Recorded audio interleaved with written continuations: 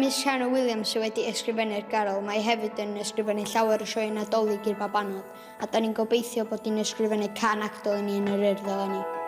Mae'r Garol yn sôn am y Seren Wen a wenodd uwch o Baban Iesu flynyddoedd yn ôl. Rydym yn dilyn ei hanes at heddiw ble rydym yn gobeithio daw yn ôl i'r presennol i roi gobaith i ni pan mae pethau'n anodd arno. Nadolig llawen i chi gyd!